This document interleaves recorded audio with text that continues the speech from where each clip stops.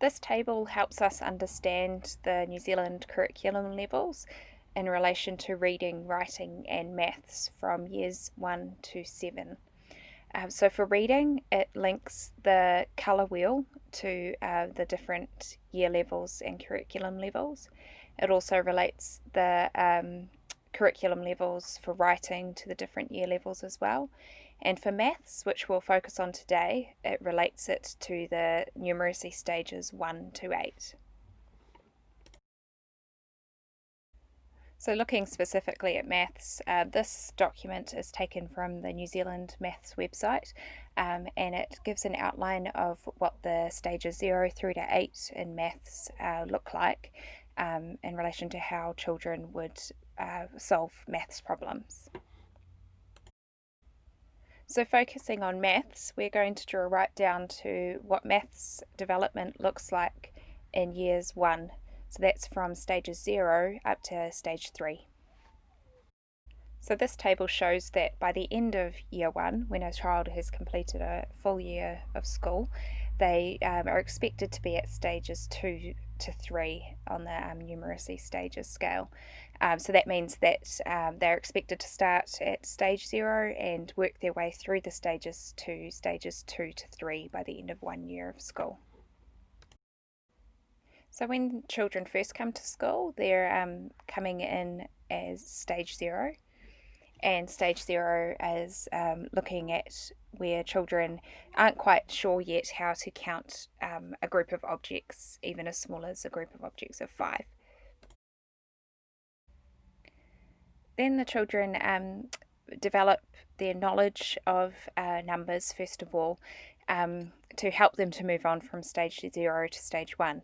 So that's when they can begin to start to read numbers to 10, and they can count forwards to 10, count backwards from 10, and they can move on to reading a number after 10, after a number to 10. So, for example, what number comes after the number 4? That would be the number 5. Then they can move on to knowing what number becomes before a number to 10. So, what number becomes before the number 8? That would be 7. Further to that, they know patterns to 5, so they'd see a dice and they'd know when they roll a dice and see that a 3 shows up, they can say it's a 3 straight away. They don't need to count each dot. Also, they can put numbers in order to 10, so they might have a random number of numbers from 1 to 10, say the numbers 2, 3, 7, and 1, and they can rearrange those so that they go in order from smallest to biggest or biggest to smallest. So that's the knowledge side of things, and then moving on to strategy and how to actually solve problems.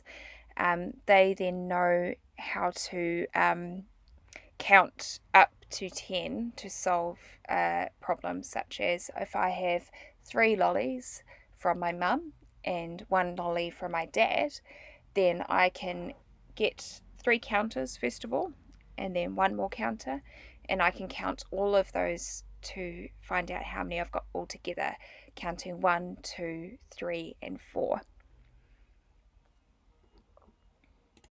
So it is a tremendous amount of learning when you break it down like that, to move from stage 0, where you don't know a lot about numbers and about counting, to then moving on to knowing about numbers from 1 to 10, and then being able to count a group of objects to then find out how to add together numbers to 10, like 2 plus 3 or 4 plus 1. It's helpful too to look at each of those lines in that poster and drill down to what it actually looks like in a visual way. So here we're going through each different step and what it looks like. And you might even focus on one of these goals once a day or for a whole week. And an important thing too is to constantly go back to these and practice and revise so that it becomes automatic, and then they're ready to move on to the next stage.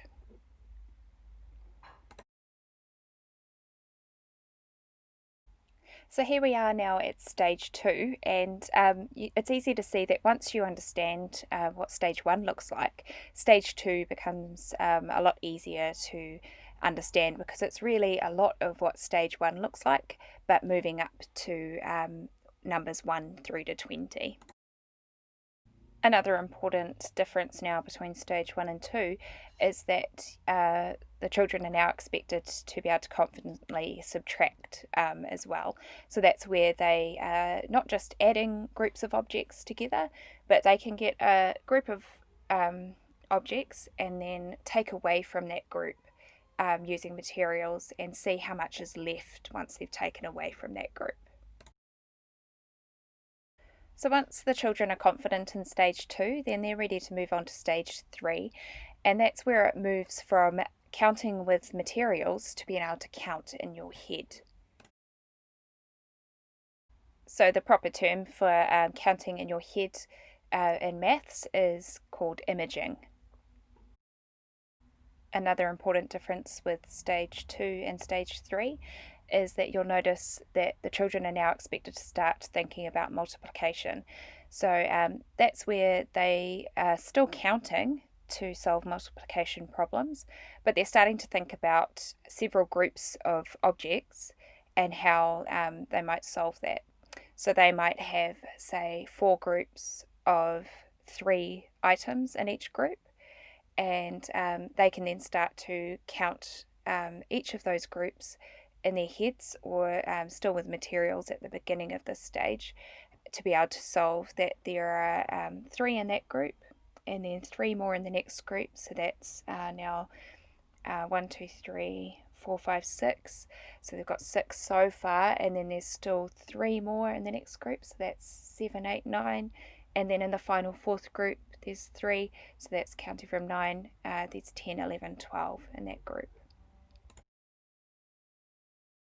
Another step forward that they're taking with stage 3 is that they're starting to think about ratio and proportions, which might be more familiarly known as fractions.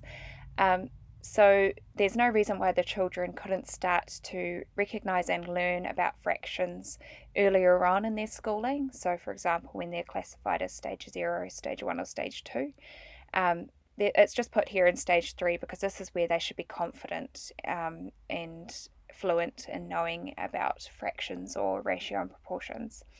So this is when they can find a group of objects and find half of that group of objects or a quarter of that group of objects. And they can also look at a whole object, a picture of an object, and be able to break that into half or into quarters as well. For example, a pizza or a cake or a chocolate bar.